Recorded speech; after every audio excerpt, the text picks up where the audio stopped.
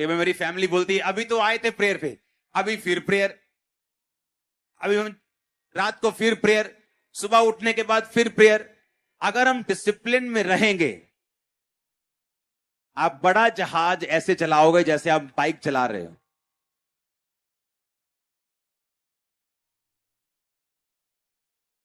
सिर्फ यही फासला, यही एक फर्क है एक कामयाबी और नाकामयाबी में, एक बेस्ट लाइफ और एक स्ट्रगल्ड लाइफ में डिसिप्लिन का ही फर्क है कि एक मसीही डिसिप्लिन आपकी लाइफ में है या नहीं है। मैंने देखा लोगों को, उनकी लाइफ में डिसिप्लिन है कि संडे वो परमेश्वर के घर में ही होंगे, कुछ भी हो जाए, चाहे उनके परिवार में शादी भी आ जाए। लेकिन होता क्या है, जैसे जैसे हम मसीह में आगे बढ़ते जाते हैं, हमारा जो प्यार है परमेश्वर के लिए वो ठंडा होता जाता है। हमें मिरेकल्स देखने की आदत पड़ गई है, हमें सब कुछ लगता है कि हाँ ये तो हमारा हक ही है, ये तो परमेश्वर ने हमें देना ही है। और बाइबल कहती, परमेश्वर प्रकाशित वाक्य में, कि तू देख तू कहां गिरा और तू ना ठंडा है ना गर्म है। अब तू क्या कर, या तो ठंडा हो जा या तो गर्म हो जा, अपने पहले वाले प्रेम को याद करके फिर से वो प्रेम जगा, क्योंकि मैं आने वाला हूं। आमीन। एक डिसिप्लिन्ड लाइफ आपको वो दे सकती है जो दूसरी लाइफ की जो मेहनत है 20 साल की, वो नहीं दे सकती।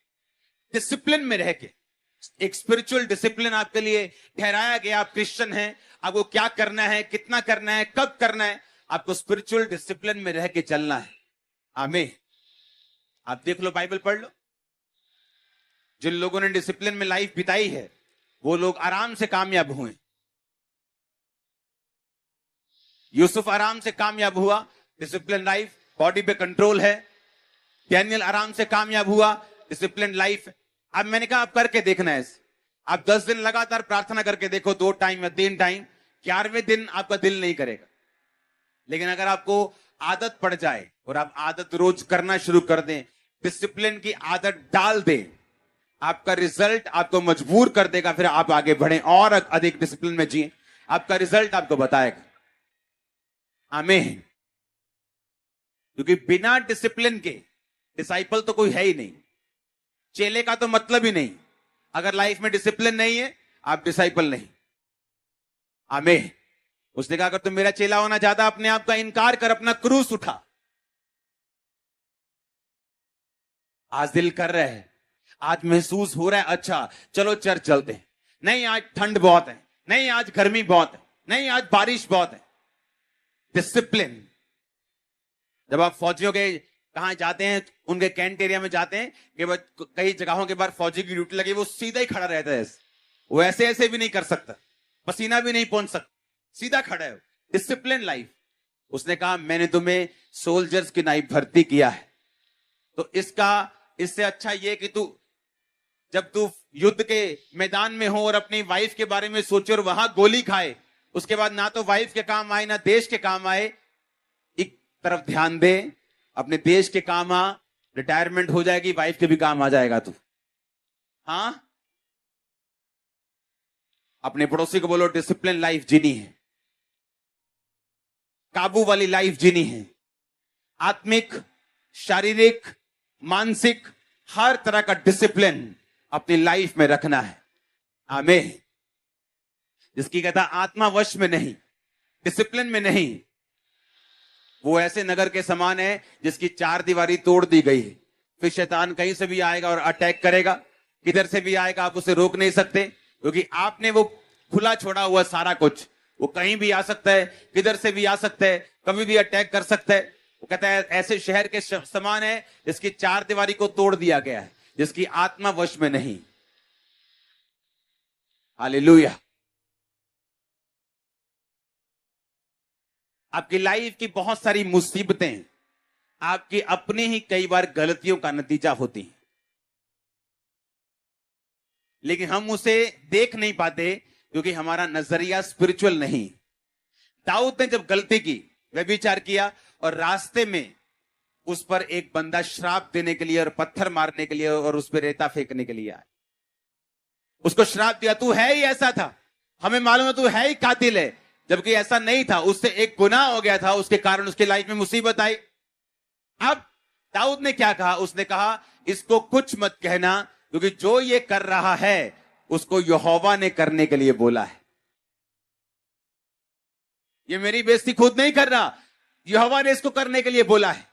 जब मैं हट जाऊंगा इस गलती से, अपने आप ये काम बंद हो जाएगा। हालेलुया। और बाइबल कहती दाऊद सुधरा।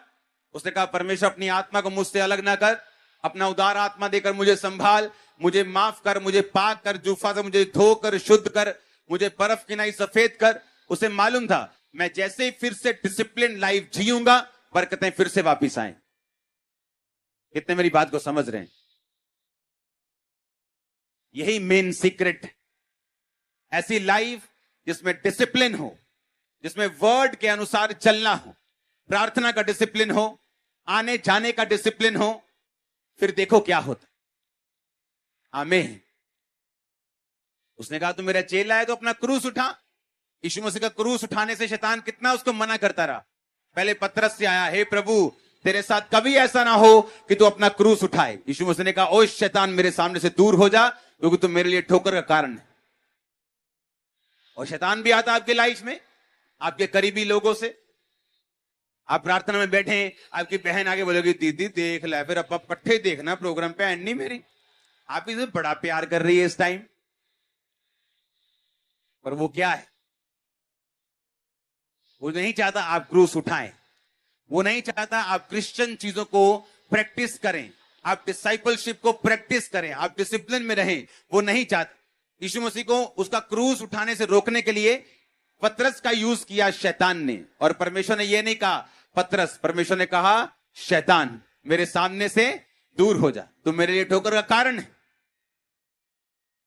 और पतरस भी हैरान हो रहा होगा, अभी तो मेरे बड़े बड़े तारीफों के पुल बांध रहे थे कि मैं तुझ पे बड़ी कलीसिया बनाऊंगा, अधोलोक के फाटक तुझ पे प्रबल नहीं होंगे, मैं ये कर दूंगा वो कर दूंगा, और अभी मुझको शैतान शैतान बोल रहे हैं।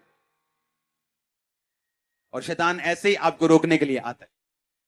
जैसे आप अपना क्रूस उठाने की कोशिश करते हैं, अपने आप का इनकार करने की कोशिश करते हैं, आपके करीबी लोगों में से, आपके विरोधियों में से कहीं ना कहीं से वो आता है, ताकि आप अपना क्रूस ना उठाएं और परमेश्वर की आशीषें आप पर ना हो। अगर आप सुधरे, आपका वंश सुधरने वाला साथ, मोहल्ला सुधरने वाला साथ, देश सुधरने वाला साथ। अगर सिर्फ आप सुधरे तो आमीन।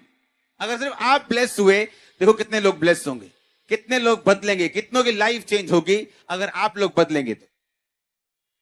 मेक श्योर आपकी लाइफ डिसिप्लिन में हो। प्रार्थना का डिसिप्लिन, फास्टिंग का डिसिप्लिन, बोने का डिसिप्लिन, पवित्रताई का डिसिप्लिन, आंखों का डिसिप्लिन, हाथों का डिसिप्लिन आपकी लाइफ में अगर होगा, आपको अगले लेवल के लिए भीख मांगने की भी जरूरत नहीं पड़ेगी। आप बढ़ते जाओगे, परमेश्वर के नाम में बढ़ते जाओगे, आगे बढ़ते जाओगे, बढ़ते जाओगे। आमीन हो। चाहिए आशीष आपकी चर्च। हालेलुया। एक हाथी के बच्चे को प्रार्थना करने की जरूरत नहीं कि उसका वेट बढ़े, उसे सिर्फ चलने की जरूरत। जो हाथी करते हैं वो करने की जरूरत है, उसका वेट बढ़ता जाता है। आपको कामयाब होने के लिए मैं फिर कह रहा हूं, सेवा कोई ऑप्शन नहीं है, ये ऑप्शनल सब्जेक्ट नहीं है कि चुनना है तो ठीक है, नहीं तो कोई बात नहीं। परमेश्वर ने कहा तुम जाओ और सब जातियों के लोगों को चेला बनाओ, सब लोगों को चेला बनाओ, उन्हें बातें मानना सिखाओ, उन्हें डिसिप्लिन में लेके आओ, और देखो जगत के अंत तक मैं तुम्हारे साथ। परमेश्वर ऐसा क्यों बोलेगा कि आपको डिसिप्लिन में लेके आओ? क्योंकि बिना डिसिप्लिन आप डिसाइपल नहीं होंगे, और जब तक आप चेला नहीं बनेंगे, डिसाइपल नहीं बनेंगे, आपको दुगना अभिषेक, वो ब्लेसिंग, वो उत्तम से उत्तम दाख, वो उत्तम से उत्तम तेल, वो परिवार, वो कैरियर कभी नहीं मिल सकता। बाइबल कहती, परमेश्वर ने कहा जो मेरी सेवा करेगा मेरा पिता उसका आदर करेगा। अगर पिता का आदर चाहते हो, अगर इंसान आदर देता तो कितना अच्छा लगता है।